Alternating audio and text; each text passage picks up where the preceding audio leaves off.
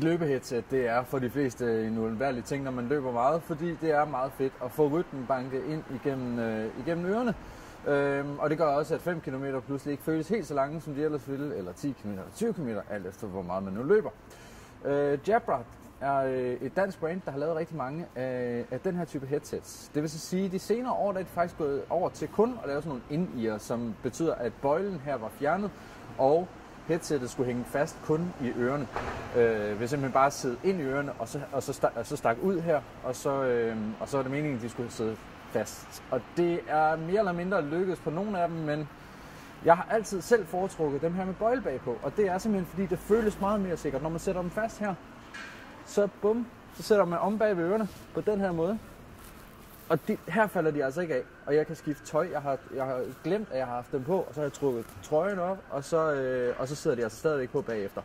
Så man kan sige, i forhold til, hvor sikker man føler sig, når man er ude og løbe en tur, så er dem her altså væsentligt bedre end dem, der er rent inde i, at der bare sidder fast kun i ørerne.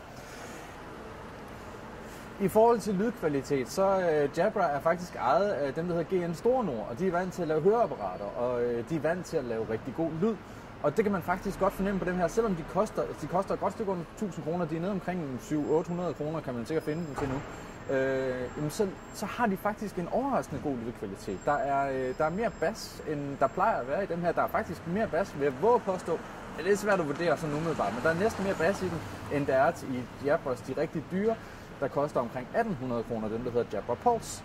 Så til en 700-800 kroner, der har man altså faktisk et rigtig godt headset på lydkvaliteten. Så kommer vi til der, hvor Jabra skulle tage og gøre noget ved tingene. Fordi hardwaren er, som du måske fornemmer, i orden, men deres software, AKV, for det første, den ligner noget fra 80'erne. Jabra har prøvet måske på en eller anden måde at tage sådan noget material design eller noget cues fra Apple på, hvordan man kan designe sådan noget som det her. Det er bare ikke særlig kønt, og det er så, hvad det er. Noget andet er, at det er ikke særlig avanceret. Jeg forstår ikke, hvorfor skal jeg egentlig have den her app? Jeg kan selvfølgelig bare lade være med at bruge den, og så bruge min egen løbeapp, og det er fint nok, men hvad er det, den kan, den her app, som en anden app ikke kan? Den kan afspille musikken fra dit iTunes-bibliotek, men hvis man gør det, så har du faktisk ikke nogen valgmuligheder. Man kan vælge iTunes, and that's it. Og så kan du gå over i iTunes Music og styre den musik, du så skal afspille. Så det vil sige, hvorfor ikke bare lige lave sådan, at du kan styre den herindefra, så du kan vælge en playliste. Igen, hvis du alligevel skal ud af appen, hvorfor så have den overhovedet?